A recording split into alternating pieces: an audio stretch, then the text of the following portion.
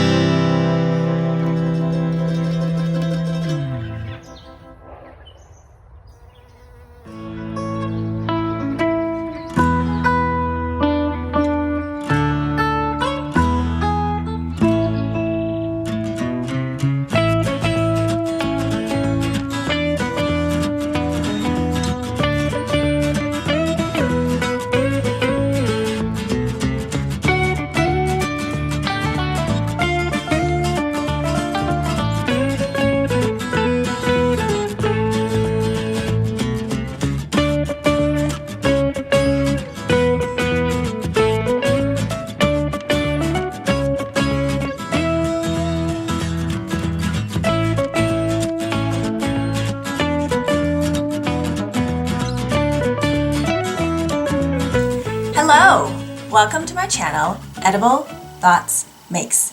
My name is Stephanie, and this channel is where I share with you my works in progress, finished projects, things I'm cooking up, books I'm reading, funny things my kids may say.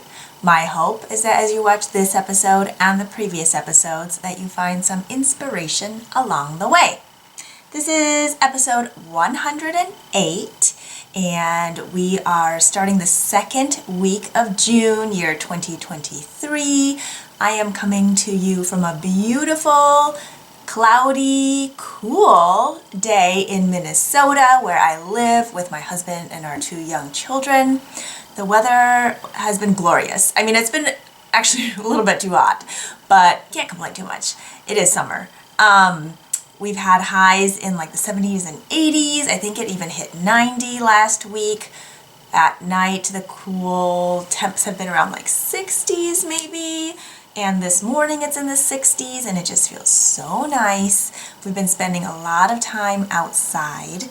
But yeah, a big warm welcome to you. We have a couple of projects to talk about today. I think I have a couple of works in progress. I think one of them might be new. No, two of them I think are new.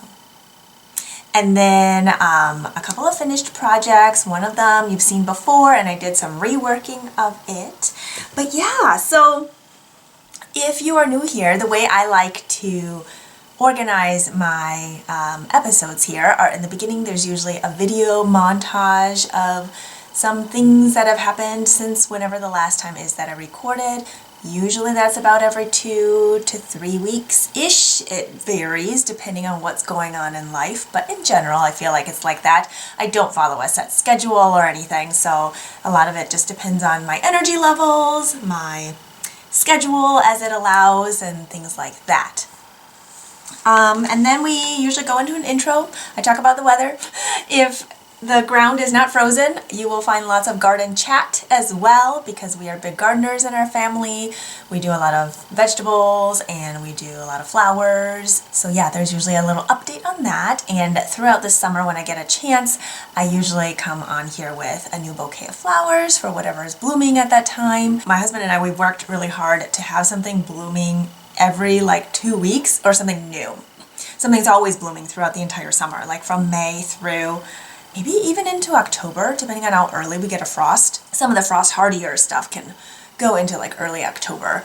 But yeah, we usually have something blooming all the time, and it's just lovely. So yeah, we go into that and then talk about finished projects and then works in progress. And then I have a section I call Eats and Reads, which might be stuff that I've cooked up recently that I want to chat about, and whatever books I'm reading at the time or what I read already. And then, depending on time and just stuff, there's sometimes a food for thought section at the very end. May or may not be related to making, but honestly, making is just part of my everyday life. So even if it doesn't like specifically direct to making, in some way it has something to do with making. But you know, it has to do with life, and life is making, and making is life, and so it's all connected. I do take notes because otherwise I can't remember anything. Definitely a paper pencil person. I keep a planner, which is like a planner, to-do list, journal type of situation. And then for this channel here, I also keep a notebook and I keep notes in here so that I remember what to talk about, and also that I can remember what I talked about previously, so, you know, can pick up where I left off. But yeah, so there's that. And I do use Ravelry for my projects, and so everything is there. My links to Ravelry and my Instagram are in the description box below this video. You just sometimes have to click show more, or there's like a little arrow thing that you have to click on. And I always include links to designers, makers, and things that I talk about there. I try to link to a designer's website directly if possible, because then they usually have all of their socials, where to get their patterns, whatever, all that stuff there. So I'm not linking a ton of things because show notes take a lot of work, and I try to be as like efficient yet effective as possible, and then it's on you to also do your share of the work for whatever it is that you're looking for. I'm just not going to spell it all out. I do the best that I can. I do try, but it can just get kind of messy and just a little too much. And then I include closed captioning on all of my videos. You click on that CC button, and if I talk too slow or too fast for your preferences, YouTube also allows you to change the speed. So you can slow it down, speed it up, however way works for you. I include timestamps for the different sections that I mentioned earlier. That way, if you're jumping around, or you need to take a break in the middle, or you're watching it over several days, or you have kids interrupting constantly and you need to come back to it later, I get it. It just also makes it easier for me to find stuff too. If I need to reference something, then I can find it a little easier. But yes, things are divided up by timestamps, so hopefully that makes the viewing experience a little... It's the end of the school year. We aren't quite out of school yet, but by the time this loads up onto YouTube, we may be. Sometimes it takes me a day or two to go through the editing and edit all the captions and all of that stuff. And yeah, so by the time this goes up, we may be out of school, which is pretty exciting. So aside from school being busy, I also try to get all of the appointments that I need to get in before school is out, because I'm not interested in taking my kids to my dental appointment or to like a physical or anything like that. So when possible, I try to get all of those done before the school year is over, and some appointments, you know, are every 6 months or whatever the case may be, and that way it just stays within the school year and I don't have to mess with that. Also, just, you know, scheduling appointments for the kids, dental, whatever, all of that stuff is much easier to do when you don't have someone constantly interrupting you or asking you to do something or playing referee between the kids. So all of that stuff has been busy just adulting, and I feel like some of that adulting also falls into the category of self-care, because if I don't take care of myself and get my dental cleaning and get my, you know, annual exam to make sure everything is where it's supposed to be, I just feel like, yeah, how am I going to take care of other people if I am not at the best that I can be? Not that any of us are like the best or perfect. That's not what I'm going for. I'm going for like, what I'm trying to say is that by taking care of myself, not only am I trying to set an example for my children that it's important to take care of yourself and that it's not all about like bubble baths or like buying things for self-care. A lot of it is doing things for like baseline maintenance. A lot of it is doing things so that you don't have issues later if you can help it. And yes, there is privilege that goes into that kind of self-care, but I would be doing myself no favor if I just ignored those things. And so it not only helps me, but helps my family, and I would even venture to say help society as a whole when we are given the opportunities to take care of ourselves and that we use those opportunities. Garden. What I wanted to mention about the garden were the bouquets. So would you like to see the bouquet behind me up close? I am going to get it. Here we are. Oh my goodness, it looks so beautiful. So here we have false indigo sticking out. And these are so beautiful. They're like a bluey purple, a pale bluey purple. And these iris are Siberian iris, and they're like a vibrant, I would say like blue violet or ultraviolet. And then we have these shorter iris. So our tall iris are probably 3 to 4 feet tall, and then these smaller ones are maybe 2 feet off the ground. And then at the same time, so the iris bloom before our peonies do. And then we have these peonies. We probably have like, I think 5 or 6 different varieties, and right now these are the 3 that are blooming. Or sorry, I just have 2 in this vase. The white ones, whoops, the white ones I didn't cut because they bloomed first, and so they're like almost over. But I did cut these light pink ones that I just love, and the smell is amazing. It's like a bright floral smell. And then these magenta ones I love as well. So these light pink ones have like a little bit of dark pink in them. Not sure if any of it's showing up there, but oh, I just want to shove my face into these flowers. They're so beautiful and they smell so good. Before I jump into the finished projects, I thought I would say something about my hair. If you've been here for a while, you may know that I get my hair cut once a year, or I guess earlier I did a 2-year time in there, you know, the pandemic. But yeah, I often get it cut maybe chin length or collarbone length, and then I'll let it grow out for a year, and then I'll get it cut again. And this time when I got it cut, I did not quite have enough to donate for like wigs, because those usually need anywhere from like 10 to 14 inches depending on the organization. And I had about 6 to 8 inches. So a friend of mine told me about this nonprofit called Matter of Trust. And I'll try to remember to link it in the description box below this video. But they will take human hair, like pet fur and fiber, anywhere longer than 1 inch, and anything longer than 4 inches they'll take in like the ponytail cut form, and with like the rubber bands removed and all of that. But what happens is they use this hair to make it into hair mats to help clean up oil spills.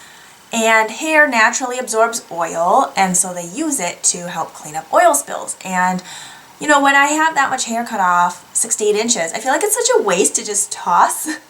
And so this just ended up being perfect. I have mailed my hair out. So basically you have to go on their website, you make an account, and then you post, you know, that you have a gift to give, and then somebody from the nonprofit will contact you and send you an address that you would mail your hair to somebody that will make it into these mats.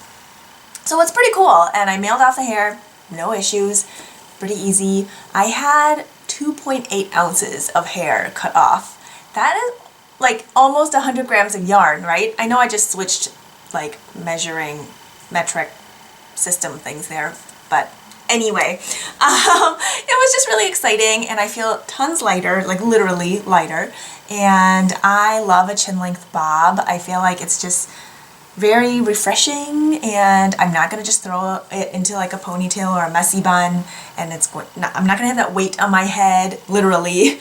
Yeah, it just feels really good. I really like it. And I think last time when I got it cut, so March 2022, I think the longest layer was maybe to collarbone. I don't think I had it as short as chin length. Maybe. Well, anyway, it feels really good, and I really like it. And I thought that this new to me nonprofit does pretty cool things. So check it out if that's something you're interested in. Something else cool is they gave recommendations that if you have hair trimmings that are less than 1 inch, they recommend you put it in your garden. They just say, you know, make sure you put it into the dirt instead of just sprinkling it on top. And it can be great for gardens. So yeah, we have done that. I think when I've trimmed the hair for my girls, we will put that in the garden and just kind of like rake it in and stuff, or I don't know, not mulch it in, but get it into the dirt. So yes, yeah, I thought that was a pretty cool organization that I hadn't heard of before, so I thought I would share it with you in case any of you are getting haircuts. And they do partner with salons that reach out to them as well. I don't know what that process is, but I did let my hairstylist know about this organization, and so she's going to bring it up with her team and see what they can do.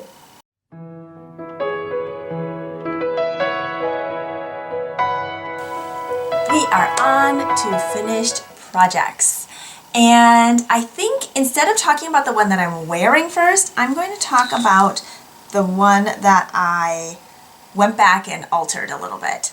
And yeah, can you hear that red-winged blackbird? I have some windows open because it's so nice out this morning. I may have to shut all the windows at some point if it starts raining. I feel like we've gotten a lot of weather forecasters that say it might rain and then it never does. So we'll see. If it starts pouring at any point, I may have to pause the video and go close the windows. But yes, there's a red-winged blackbird trilling very loudly. So let's get to it. This is the Ranunculus sweater by Midori Hirose, and this is a sweater that I knit a month or so ago, and I talked about it in episode 106. I will link to that in like one of these corners here or in the description box below this video. So yes, I talked about it a couple episodes ago. I believe it was the first week of May, and I had left one end of the yarn hanging out from the bottom at that point because I just wasn't convinced that it was the length that I wanted. And then where the ribbing was, it just sat not exactly where I wanted. I think I had the ribbing start where my belly button was, and then I knit it the recommended length per pattern, but because I also had extended some of the body length, it just didn't hit where I don't know, where I loved. And again, if you modify anything from a pattern, I feel like it's like voiding your warranty, just putting it out there. Like once you modify something from a pattern, it's not going to be what the designer intended anymore, right? So you might need to play around with the proportions and stuff, which is exactly what I was doing. I'm going to back up here, so hopefully it can show all on screen. So I had initially knit the body a little bit shorter than this, couple inches, and I just didn't love where it sat. So then I think it might have ended like right around the button of my high-waisted jeans, which sit right below my belly button, like right at, or at the bottom of my belly button, I guess. And so I took out the hem, I knit whatever was in my hem all the way through in stockinette. And then I did the ribbing, but I didn't do the ribbing as long as the pattern calls for either, which I think just looks better for the proportions of how I've knit this. And so now it is at a length that I like, which is the same length as the one that I'm wearing, that I'll talk about in a minute, which is about a 14-inch from the armpit to the bind off. And personally on me, I find that 14 inches from armpit to bind off is a good full length sweater on me. It's not too long, it's not too short, it's very comfortable. Some of that measurement does depend on yoke depth, because depending on how low that underarm comes, that will affect where the body starts, right? And so in general, I feel like about 14 inches. If it's a deeper yoke, maybe 12 to 13. Well, usually not that big of a range. Anyway, somewhere in there. And then for me, I feel like cropped is like 10 to 12 inches. Again, it depends. And if it's going to be more cropped, then I generally layer it over a dress, because that waist may be more my natural waist, and it just flows better that way. But if I'm wanting to wear it with jeans or linen pants or just having more options, then I feel like having that full length is much more versatile in my wardrobe. So adjusting that, love it now. I will hopefully insert a few pictures here on the screen, if I haven't already, so that you can see it worn with jeans and you can just see it on a body. I feel like sometimes it's hard to visualize garments. Even on a mannequin, I feel like it's hard because mannequins usually don't have arms. So, well, I mean, I guess, do they have arms? No, I don't think they have arms. And then so you can't see where like the sleeves hit, and it's not gonna hang the same, and it just doesn't, like, it looks nice, but not as, well, obviously not as realistic, because a mannequin is not a real person. Anyway, so happy with that fit now. I love it. If you want details on it, they're on my Ravelry project page, and they're discussed in episode 106. I'm not going to go into all the details. I just wanted to share with you that I made that change, and I love it. So now that I've talked about that one, I'm going to go on to my next one. Same sweater pattern, different yarn, different gauge, slightly different finished silhouette. This is, again, the Ranunculus by Midori Hirose. This is my 4th rendition of this pattern, and I've knit them all a little bit different, and I'm not stopping. If you've been here for a while, you know if I find a pattern that I like to make it in different variations. By knitting my own sweaters, I can change the sleeve length. I can change even more things than just buying the sweater, you know, the same shirt in different colors.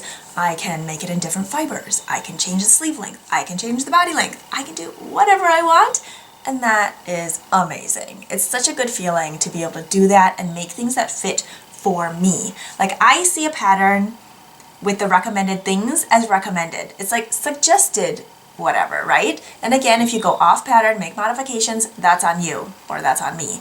You know, I cannot speak for you. If you make your own modifications, what's gonna happen? That's on you.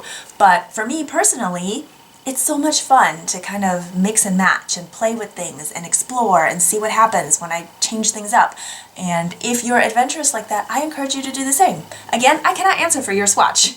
So I do recommend swatching, because it's more than just finding your stitch or row count for things. I feel like it's finding the fabric density that you like, and maybe playing around with how the yarn feels in hand even. Am I going to like the experience? I would rather figure it out on a 4 or 5, 6-inch swatch than find out like halfway through a sweater that I'm not enjoying the process. So I knit size 1, and in the original pattern, size 1 would end up with, I think, 14 inches of positive ease on me, which is a lot. I don't mind, 10, 11 inches even of positive ease, but I think it depends on the fabric.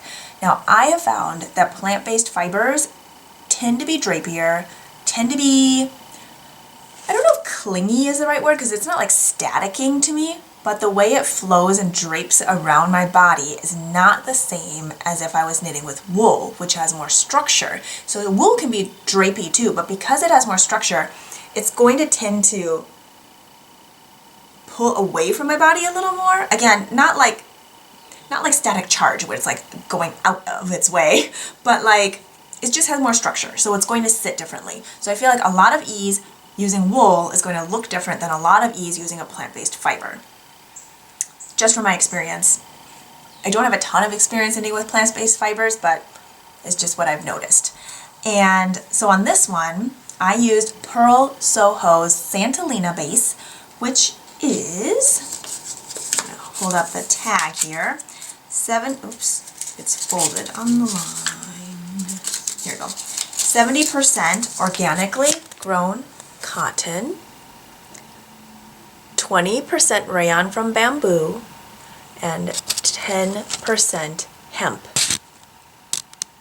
It comes in 328 yards for 100 grams, which for the plant-based fiber is fingering weight. And I would say it's like fingering weight to sport weight maybe. I don't know, it is fingering weight, but not like, let's see here. I have a tiny bit of it left I'm going to show you. And I'm going to compare it to another fingering weight yarn. Oh, I guess they look, oh no. So the magenta one is Purl Soho's Linen Quill. I'm not sure that's showing up very well. And then the other one is the Santalina. And then you can see the Santalina is a little bit thicker, whereas the Linen Quill, which is 437 yards for 100 grams, is a little thinner. Oh, I think that's showing up a little bit better. I used almost 200, I think. Because I wrote down in my notebook the amount that included my swatch, I made 2 swatches because I wasn't sure what needle size I wanted to use. Pattern recommends US 10, which is a 6mm, but I knew that on this, with this yarn, I didn't want it to be that gapey, because if I'm going to use a plant-based fiber or summer or warm weather friendly yarn, I don't want to have to wear like, or feel like I have to wear a tank top or camisole underneath, which again, you don't have to, you can do whatever you want. Personally, if it's too gapey, I'm not going to feel comfortable wearing it just as it is, and if I'm planning on using a warm weather fiber, then it would defeat the purpose if I had to layer it. I mean, I just didn't want to. So I played around with gauge, and I ended up going down to a US 8, which is a 5mm, and instead of the pattern gauge of 16 stitches, 16 or 14? Let me look real quick. 14! So instead of it at 14 stitches for 4 inches, I brought it down to 18 stitches for 4 inches, which means I have more stitches within 1 inch, which means it's less gapey. Still super drapey and really comfortable, but yes, so I adjusted stitch count, and then that also adjusted my rounds, like how many rounds per inch. I used 194 grams total, so pleased with that, and I had made a lot of modifications. And this is what I've left, less than 2 grams. So I would classify this color as like a blue leaning sage. The color is green agave, and I feel like that is very appropriate. It's, yeah, I would say it's like a blue leaning, muted, dusty, tealy sage color. That's the best I can describe it. I love it. I wanted something that looked cool, not like hip cool, but looked cool, like not hot. And yeah, it's so nice. I really, really like it. It's so drapey. So I did my neckline a little bit different. I did Old Norwegian cast on because that's stretchy cast on. I did the stitch counts as written. I'm not going to say a ton of details into that, like specific numbers, because it is a paid for pattern. But I did use my main needle and did this. And then there are short rows in the back and in the front. I omitted the ones in the front because I did not want that boat neck look. And so I did the short rows in the back, and I did extra short rows in the back. Oh, and I did extra rounds in the ribbing too, because that was accounting for my change in gauge. So I still wanted it to look like it, you know, that's not right. I still needed the measurements to get to where it needed to be, which meant I needed to add more rounds in various places to get to that measurement because, again, my gauge was different. And I did increase the yoke depth a little bit. So even though I followed size 1 for everything, I did knit past wherever it told me to stop because I wanted a slightly deeper yoke, because I find it really annoying if it's going to be a shallower yoke, especially if it's going to be warm. Like, I want to be able to have airflow and breathability, and if it's going to be really tight up in my armpit, that's just not going to be comfortable. And something else I did was I added extra stitches in the underarm cast on because I needed to make sure my sleeve wasn't going to be too tight. So again, I changed my gauge, so I needed to be aware of what sleeve circumference that I wanted. So, measure your bicep area, figure out what that number is, figure out how much positive ease you want, negative ease, no ease, whatever the case may be, then do a little math with your new gauge and figure out from there how many more stitches you need to add on. So that's what I did, and I'm very pleased with how this turned out. Those are the main changes I made, other than increasing the body length. But I feel like you could do that with anything, right? You just knit it longer. So I did end up, did I end up with 14 inches in the body? I think I did. And so then again, for the body hem, I did not do that as long as in the pattern. I just did it more so to match the neckline. Same with the sleeves. I did an elbow length sleeve because I find that really comfortable, and there's a little bit of sun protection there versus like a cap sleeve. I really love it. And I think because I went down and gauged, my eyelet holes are not as big, and I think I mentioned it in my last episode, that I just wanted to make sure that the eyelets sat a little bit higher on my chest and that the holes weren't going to be so big that I would feel self-conscious about wearing it without like a tank top or camisole or something else like that underneath. And it turned out just fine, and it's super comfortable, and I am looking forward to wearing it all summer.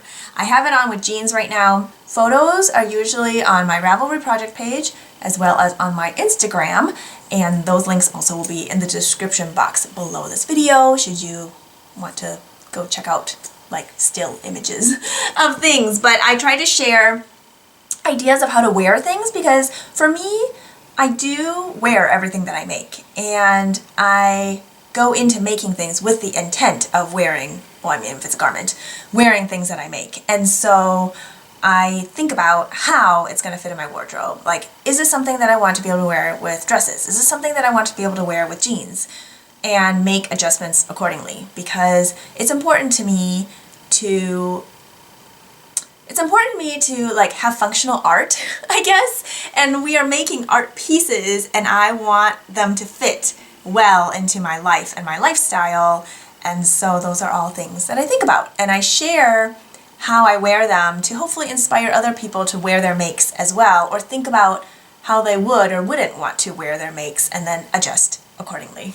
The third finished project I'd like to share with you is a long-term one that was nearly finished the last time we sat down to chat. So shortly after recording that one and publishing, and probably a few days later, but I finished it and I'm so excited to share it with you. The Half and Half Triangles Wrap. It is a free pattern on Purl Soho's website, and I have made a few of these over the last couple of years. They are long-term projects for me, so we're talking like 4 or 5, maybe 6 months, something like that. And they are a project that I like to just have on the go. It is not something I need to keep referencing a pattern for. It is something I can pick up and put down whenever. I've mentioned it before that it is one that I usually have at bedtime with the kids, so that if they need someone to sit with them while they're trying to fall asleep, if they need somebody to sit with them while they're trying to brush their teeth, or any of those things, I can be doing something that I enjoy while still be parenting. And yeah, it's a project that's more than a project for me, for sure. It's a comfort knit with so many memories stitched into it.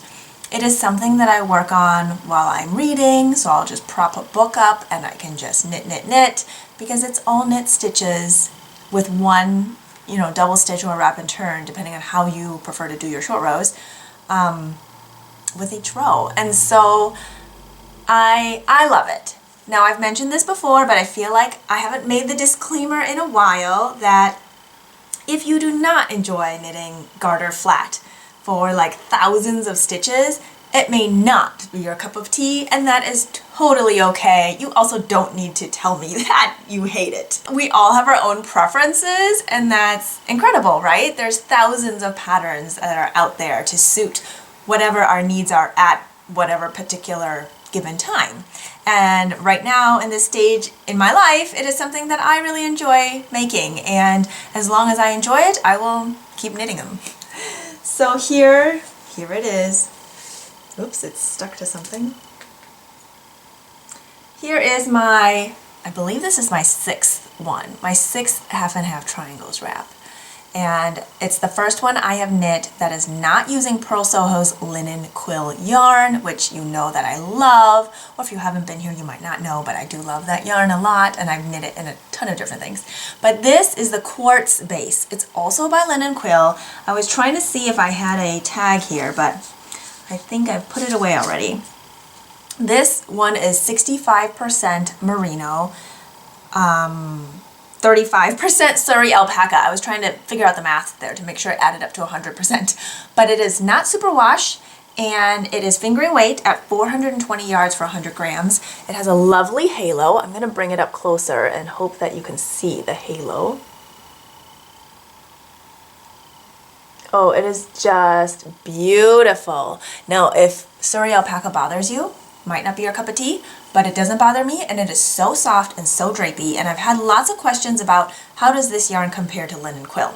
And I will say I've only knit with this yarn twice. So I knit it in a hat, stockinette, and I've knit it here, garter. And I will say that I find it drapier than Linen Quill in like a very cozy way. So Linen Quill is also drapey. That one is fine Highland wool, alpaca, and linen. So that one's also drapey, but the yarn is different.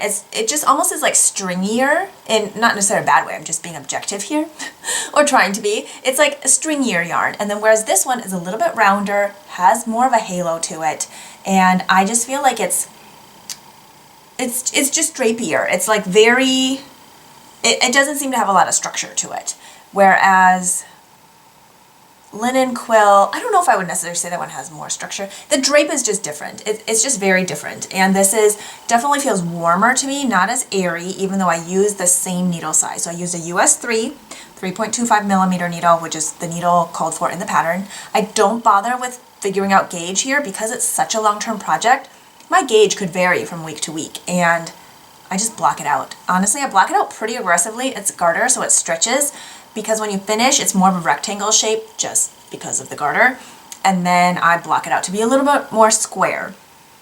Unblocked, it was 40 inches by 37 inches for the sides with a 53-inch diagonal. Once I finished blocking, it was 44 inches by 40 inches by 59-inch diagonal, which is actually, I think, pretty close to what's in the pattern for their largest size. So the pattern comes in two sizes, 190 stitches and 260 stitches. You cast all the stitches on from the beginning, because the way you shape this pattern is that you are committed from the beginning, and then you make these triangles. You don't do any seaming of the triangles together. It's all created by short rows. So you start on one long end, and it just gets shorter and shorter and shorter, so you create a triangle. Now once you switch colors and you resolve these double stitches or wrap and turns in the middle, depending on what you decide to do along the diagonal, then you're going to join your second color, and you're going to increase your rows. So it'll start with short rows at this like point of the triangle and get bigger and bigger and bigger and bigger and bigger. So where was I going with that? I don't remember. I think I just wanted to give you an idea of what the construction was like. And I'm going to open this up so you can see it. I make a few minor modifications in mine, and I have a YouTube video where I talk about that. So that will be linked in the description box below the video, or up on one of these corners, or both. And let's see, where's the front? Here we go. So here it is. It's so drapey. The colors I used are gray denim, which is this bluey gray, and lavender moon, which is a very subtle lavender and light grayish lavender. And it is just so cozy, way too warm right now to have on, but I mean, cool mornings, 50s, it's just, oh, it's so nice. I really like it. I cast on 230 stitches, and I'm able to block it out close to the large size, and I find this size really wearable for me. It's easy to put under a jacket still, it's not too big, and with the linen quilt, I'm able to do 200 grams of each color. Now, if you don't like to play yarn chicken, don't do what I did, because I'm not responsible for you losing at yarn chicken. But if you are willing to give it a shot, or maybe, you know, put a call out for anybody who has an additional little bit of yarn if you run out, yeah, maybe give it a try. Because the pattern has you buy 300 grams or 3 skeins of yarn of each color, but you don't use up that third one completely. And so if you want to save yourself a little money, you can cast on less stitches and then do 2 of each. But again, everybody's gauge is different, so you may run out sooner. And I do play it pretty close, so 200 grams of each color. But with this one, since it's 420 yards for 100 grams instead of 439 yards for 100 grams, there's less yardage, right? Just a little bit. But on a project that's this big, it makes a difference. So at 230 stitch cast on, I actually ended up using, where did I say? 208 to 209 grams of each one. Now, that could still be exactly 2, because the hanks come, I've always gotten them to come more than 100 grams, anywhere from like 102 to even 107.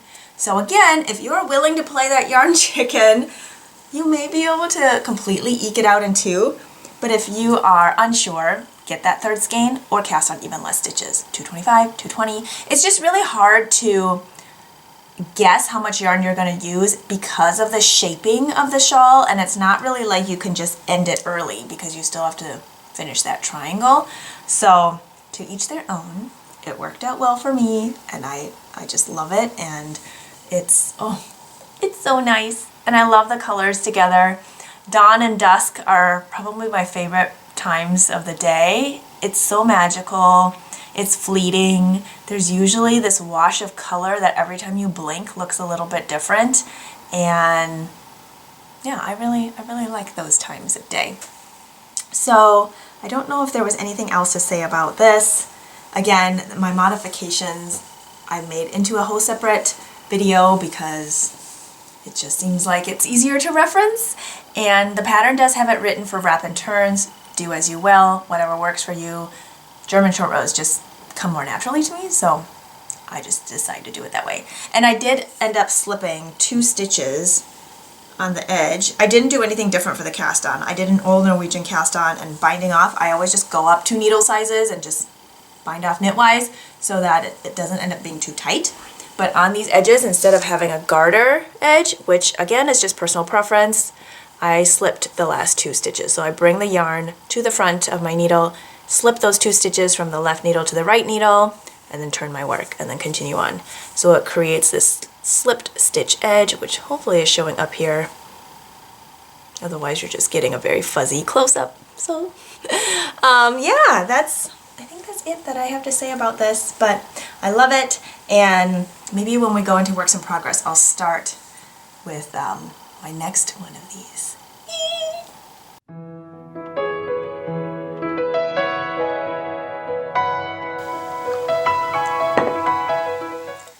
Okay, the next project is housed in a new project bag. So I guess the project bag is part of my finished projects too.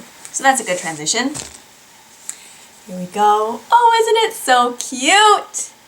I just adore it. And here's the disclaimer on these. I do not sell my project bags. I do not make tutorials, no patterns, nothing like that. There's tons of those that are on YouTube, and you can Google things for different types of patterns, paid or free, and it's just something I'm just not interested in doing. It's a lot of work, and I rarely make anything the same way twice. I don't follow a pattern or tutorial specifically. But I really like making these for personal use only, and this tote drawstring one is so cute. It probably fits about 200 grams of yarn, but I just love this print. It's so pretty. It's got pink and magenta, red orange, peachy pink, a little gray. I have this like blue linen cotton drawstring on top with cotton webbing. The inside, oh, look at the inside. It's like pink and peach gingham. Oh, I just love it. This time I decided not to put a pocket on the inside, but a little one on the outside for like a pencil or pen or like a ruler. Let me see, let's see here. I mean, I don't think I need a ruler with this project, but I could if I wanted to. Oh, it's so cute. I don't know if I have my scissors pouch that I made a while ago. See, that fits in there too. Oh, it's so cute. I just adore it. With a long-term project, I often like to switch out bags, either with the seasons or just as it grows, because it kind of refreshes it a little bit, and it doesn't have to. It is by no means something necessary. It's just something that I like to do for myself. And so I do it because I can. In here is my next half and half triangles wrap.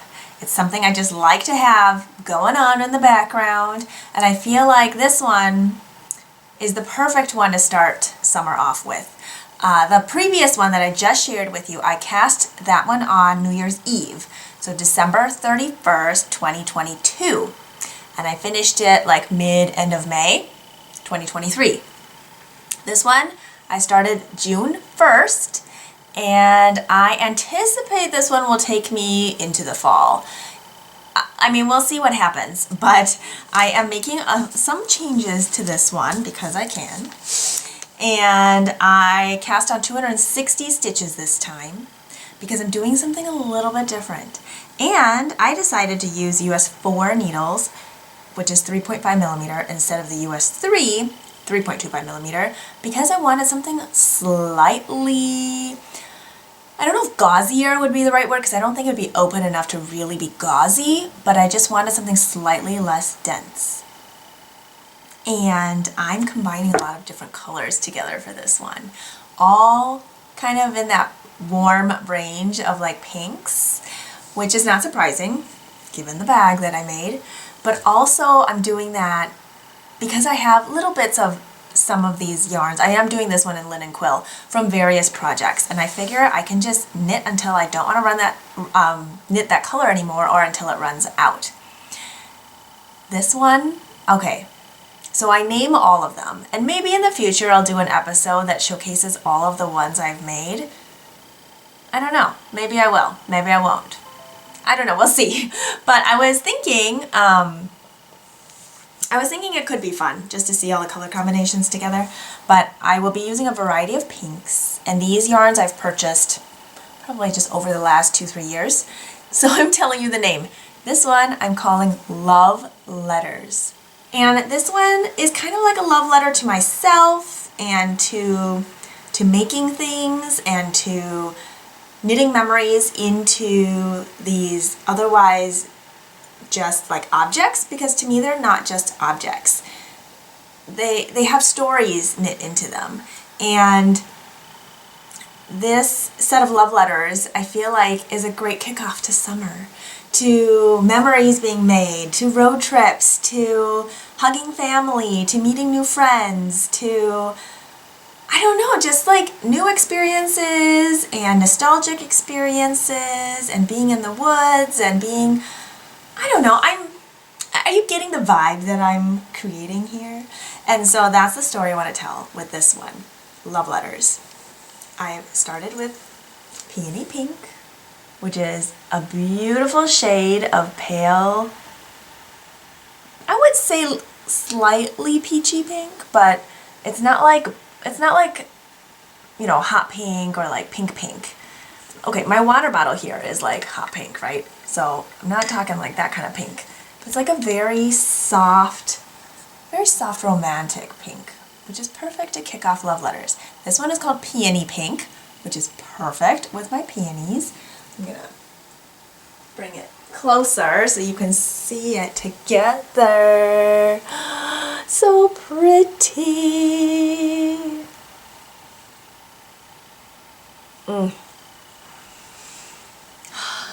I just love it. So it might be kind of hard to tell much difference in the garter here if the density is much different, but I can feel it when I am knitting with it. I have a Peachy Tulip on here by Yura of Knit Boop Studio to mark my right side, and I have a little leaf stitch marker here by Reshma of Hello Lavender.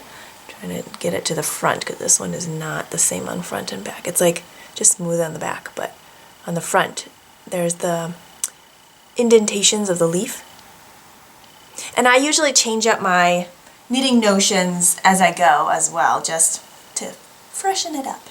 But yes, this is what I have started. I'm also slipping 2 stitches at the end, doing the German short rows, and yeah, so the linen quill yarn I think I've mentioned before, so it's 35% alpaca, 50% fine Highland wool, and 15% linen.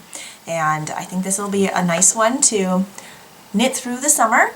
And I do have other colors lined up, but I'm just not going to show them because I don't want to.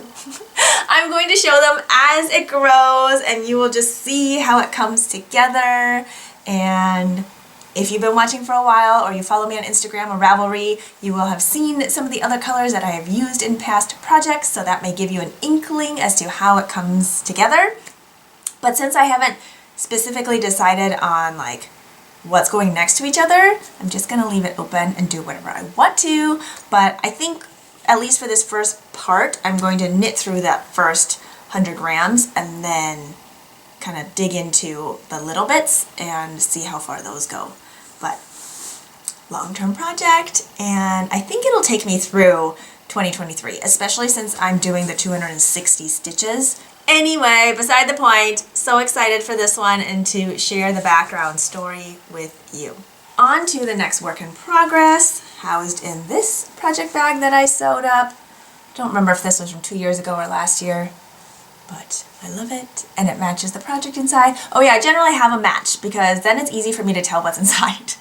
If I'm just grabbing something to like go somewhere or whatever, I can grab it pretty easily. This is the Slightly Sassy V, which is a test for Amy of Amy Sure Makes. And because it is a test still, I don't like to share too many details about it, but I will show you my progress. I shared it last time as well. I can't remember where I was on it last time. I don't think the sleeves were picked up yet, but guess what? I have 2 sleeves. Oh, I love it. I went for the 3/4 length version, and I knit a couple extra inches because I like my 3/4 length sleeves to hit like mid forearm. And then I'm on the body now, which I don't think I have much longer before I do the hem ribbing, and then I'll also have to decide if I want the body section slightly longer just for my body proportions and how I like to wear things, so we will see. But I am really excited to add this V-neck to my wardrobe. I do not have a lot of V-necks, partially because I don't like my V's to be very deep. I just don't find that, what's the word? Functional is not the right word. What is the word I'm thinking of? It just doesn't work for me as well. And granted, now that my kids are a little older, I'm not like bending over as much picking up toys, but I'm still cleaning up constantly. And I don't want to be like holding my sweater in while I'm trying to like clean up or do anything, or like, I don't know. I just don't want to have to think about that. So I don't generally have a lot of V-necks. And I mentioned in the previous episode that I had to do some adjusting to make my V-neck slightly less sassy. Just again, for my personal preferences on how I like to wear things, and to each their own. So you can make it as sassy as you like. But I did not make mine as sassy as the pattern sample has, and I think it'll be just fine on me. But I am so excited to add this to my wardrobe, to have something that I can just throw on over, like, you know, if I'm out and it's been hot all day and I've had a tank top on, I can have this in my backpack. It's a fingering weight sweater, so it's nice and light, and it'll just fold up nice in my backpack. So cool summer evenings, I can just throw it on. And I think it'll look really nice with jeans, like linen pants, really anything. And this color is such a beautiful earthy pink. I think it's going to match with pretty much anything. This is the lychee pink in Linen Quill, and I'm gonna hold it up close so you can maybe see some of the color variation in it. There's just, the heathering is beautiful because the linen content does not take up dye the same way the other fibers do, and there's some variation in like the red, pink, and oh, I really like this color a lot.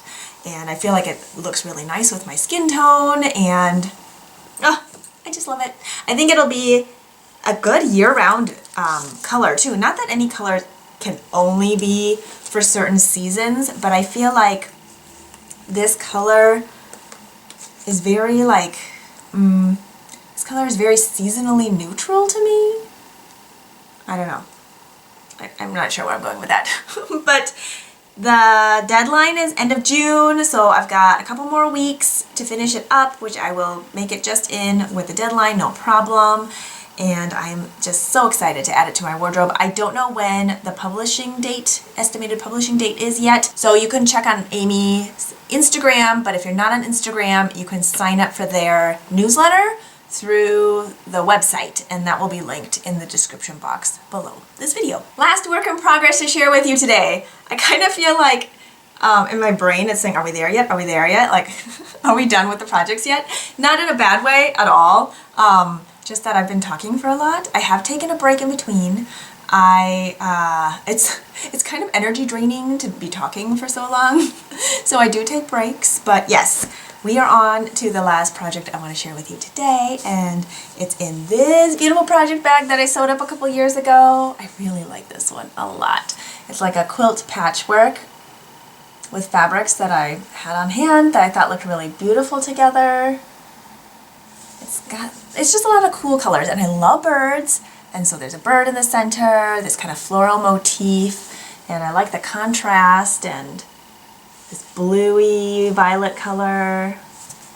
I just love it. So in here I have June's Farmer's Daughter Fibers Sock Squad sock set. I'm trying to open up this label here so I can show it more easily. Okay, I'll stick it here. Here is the yarn band for their logo. And June's is the Highwood sock base, which is 80% superwash merino, 20% nylon, 400 yards for 100 grams. And the colorway this month is the Elephant Hawk Moth. And I will say I was a little surprised.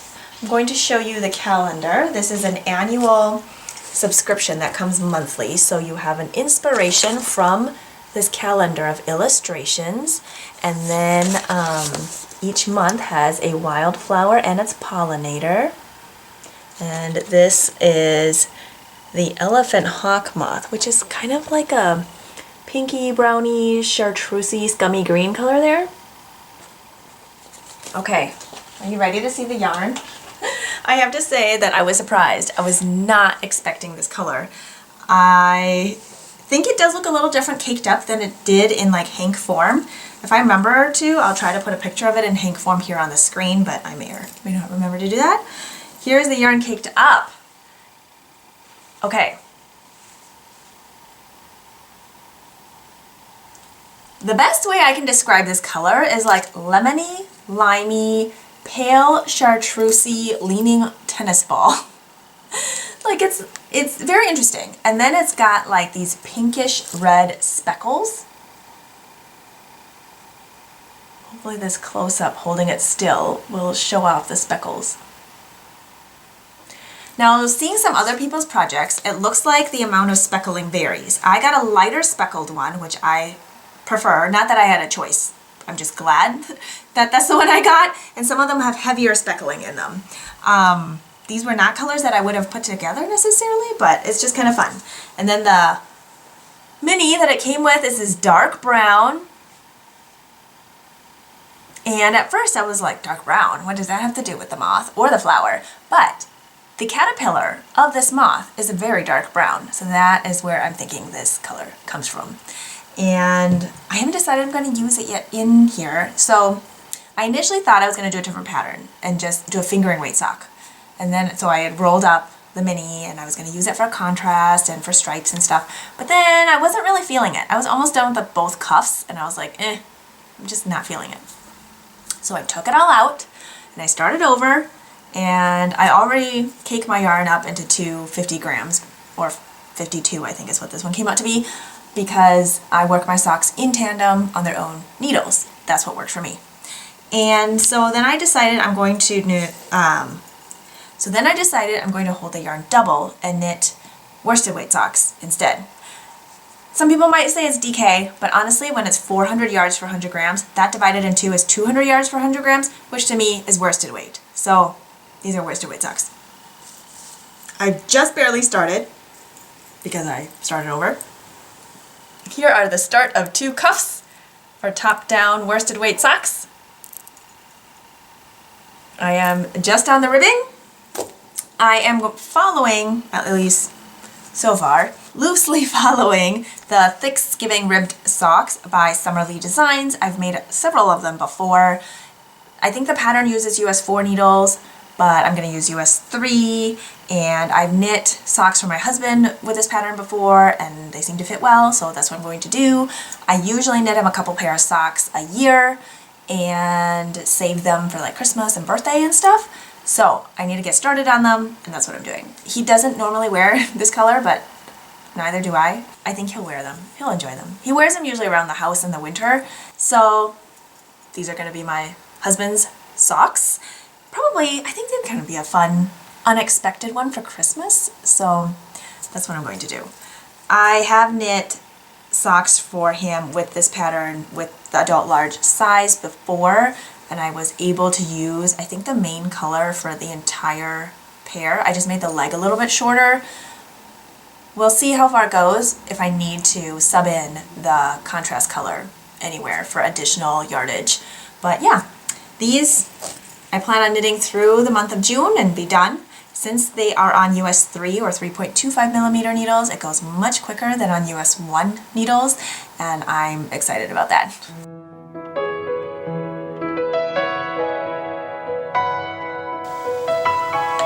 We are on to eats and reads. As far as cooking goes, I mean, I cook every day, but I don't always, take footage of it because I don't have to do that. And it slows down the process of my work cleanup flow of things. But anyway, I have done quite a bit of baking from my new cookbook, 100 Morning Treats by Sarah Kiefer. And I really enjoyed it. I will put in, I think I do have some pictures of the cream cheese rhubarb, what's it called? Rhubarb cream cheese swirl muffins that I made. Those were so good. I did skip out on the streusel topping, not because I don't like streusel. I actually love streusel, but I honestly didn't think they needed it. Granted, I didn't make them with it, so I can't really compare, but I thought they were really good without the streusel, and it was just fine. I have made maybe 5 or 6 recipes from this book so far, and I do think that a lot of the icings and streusels you can add, but I think it kind of depends on your preference for sweetness level. I do think that it's heavier on the sugar and the butter, which again tastes amazing, but I don't think it's always, I don't know if necessary is the right word. I think you could just adjust some of those things. That being said, I feel like some of the topping things you can easily omit without it affecting the overall outcome, maybe. I mean, yes, it changes things, but anyway, hopefully that makes sense. So I've made several things from here. The rhubarb cream cheese muffins, I didn't do the streusel. Everybody loved it. We devoured it. It was so good. I also made, there were some scones in there. Maple glazed scones or something. I can't remember the exact title. Those were also really good. I don't know of a picture of that. If I do, I'll put it here on the screen. If I don't, it won't be on the screen. Yeah, and I am about to make some popovers. I got to go to a bakeware store with one of my friends recently, and I was able to pick up a popover pan. They did not have the Pullman loaf pan that I was talking about in the last episode. They said that they get a lot of requests for it, but they just don't make it. And so yeah, I did find a popover pan though, so that was really exciting. And I will be making popovers today from the 100 Morning Treats cookbook. As far as reading goes, not reading cookbooks, I started this new book, new to me. I am about halfway through and I'm in love with it. Oh my goodness, it's so good. I'm going to put a picture of the book here on the screen so you can see what it is. It is The Very Secret Society of Irregular Witches by Sung-Gu Mandanna. I did look up on Sung-Gu's website on how to pronounce her name, and so it's Sung-Gu Mandanna. I don't know what genre it's like categorized into, like cozy, witchy fiction? I don't know. I really like it. It's like 300 plus pages, and again, I'm halfway through. I'm in love with all the characters, totally invested. I think one of the tropes in there is like sunny and grumpy personality, and I'm digging it. I'm not finding it like super corny. I think I really like the witty banter that's in there. I like the author's writing style. I feel like things are described in a way that I feel like I am there, but not so that it's like overly done where I'm like, okay, move on. Yeah, I really like the writing style. This is a new to me author, so I'm interested to check out maybe what other books that she has written. I appreciate the way people are described. There's talk about like, you know, past trauma, there's talk about grief, there's talk about relationships, you're talking about love within family, like blood family, chosen family, and friends, and oh, it's so good. I generally don't tell you like a synopsis of how books go because I am so worried about giving away spoilers and I just don't want to spoil it for anybody. I'm not even going to read you the back because it's in like 8 font and like 3 paragraphs and that will just take forever. You can go look on Goodreads or Google it if you are interested in finding out a synopsis about it. Basically, we're talking about witches in Britain, and this main character, I think she's like 31 years old maybe, and she's a witch, and they're not really allowed to hang out or talk about witchy stuff except for at these secret meetings, and it just talks about loneliness and the desire to be within a community, to belong, to feel loved, to feel needed and loved and not used, and oh, it's so good. It's so cute. This was published in 2022, so it's a relatively new book actually, and I'm excited to read through it. I feel like this would be a perfect one to read in October. I believe the book setting starts in October. Let me double check. I feel like it does. Yep, October. It starts in October, and I feel like this would be a super fun one to read again in October. I haven't decided if I'm going to buy it. I borrow the majority of my books from the library because there are a few that I don't often read a lot of the same books more than once unless I'm just like really, really into it, and so I like to borrow them from the library. But this is one that I'm considering because I feel like I could love it enough that I might want to read it every October. Oh, it's so good. I really like it.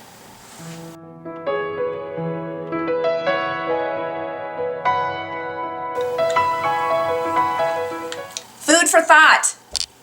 We made it. We made it.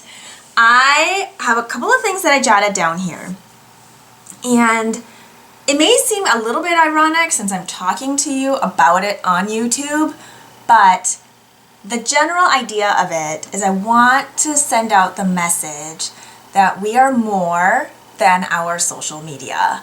And I'm not specifically talking about me, I'm talking about like in general. I feel like it's such a strange space to exist in, whether you're talking about Facebook, Instagram, TikTok, YouTube, any of those internet spaces, because people see like parts of your life, right? And they assume the rest, or whatever. And sometimes people feel a need to have to apologize for not being on the internet, which seems strange. Or like apologize for posting too much. Like the too much, the too little, like all of that, it's really strange, right? And I don't ever, like personally, I don't feel that way, but I feel like I've also set boundaries for myself on what I am okay with sharing, maybe how often, or whatever the case may be, but it has nothing to do with like the algorithms or anything, because there's no point in me paying attention to those, because what's the purpose?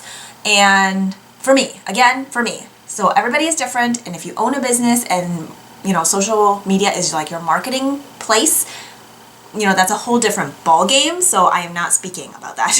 I can only speak from my experience and from my thoughts, and that's what I'm sharing with you. But yeah, basically what I want to get at is, if there was no internet, you would still be a real person. Whoa, you'd still be a real person. And I know it sounds so obvious, and I grew up, you know, without internet. Not you know, you don't know. I grew up, you know, without, I said it again. I grew up without the internet, without YouTube, without Google, without all those things. You know, when we had research to do, we went to the library. And so there were a lot less distractions in many different ways. You don't have the notifications, you don't have all the advertising, you don't have all the noise, and it's just a very different space to exist in. With raising two young children who are finishing up 1st and 4th grade, I feel very protective. What's the other word? It just slipped my brain. Mindful of their not just time spent on the internet, but like the digital media stuff that they consume. Maybe that's the word. And some of the consumption isn't even like active consumption. It's just there. And there's just so much noise, and you know, other kids are talking about it, and you use that kind of digital stuff in school as well. And it is not all bad.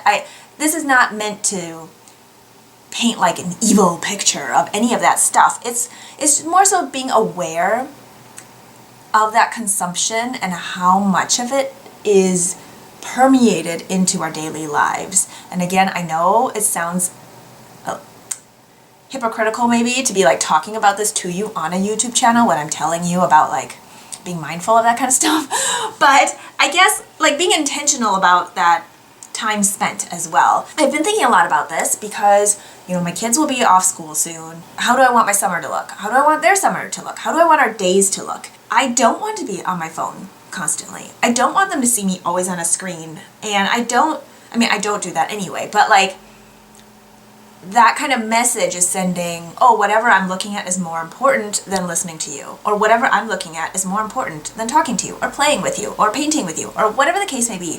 And that is just not true. Yes, there will be times that I'm checking my phone, answering emails, checking in with whatever, but I don't want that to be like my go-to, you know? I should be able to walk by a table and not pick up my phone. I feel like mindless scrolling, constantly checking, all of those are time suckers away from other things that could be much more fun and enjoyable and meaningful. And I feel like that is something that I just want to make sure that I'm very mindful of. And I wanted to just put that out there. Maybe others are feeling similarly. Maybe it's a light bulb moment for you. I don't know. I understand that for some people they have to be on their phones all the time, either for work or for whatever other reasons. But even within that, I feel like boundaries can be set, and everybody's boundaries will look different. And, you know, one of the reasons related to making, one of the reasons I print out my patterns is so that I don't have to rely on a screen. I don't have to rely on something that has to be charged. I can rest my eyes because I'm not staring at a screen. So I find ways to make that balance work for me, and when it's not balanced, I can feel it. I know that it's unbalanced, and usually I don't figure it out right until I'm like tipping, but I try to bring it back to a balance that works for me. And again, that can change depending on the time of day, the week, the month, whatever the case may be. But I just wanted to throw that out there as we are jumping into summer break here in the Northern Hemisphere. And yeah. All right. I hope you are doing well. I hope you are doing things that help you feel cared for. Some of those self-care things that I talked about in the beginning of the video in the intro section about, baseline ways that we take care of ourselves. And yeah. Hope you're doing well. I hope you are taking good care of yourselves, your loved ones, and your neighbors. And cheers to being creative. And I will talk to you next time. Take care.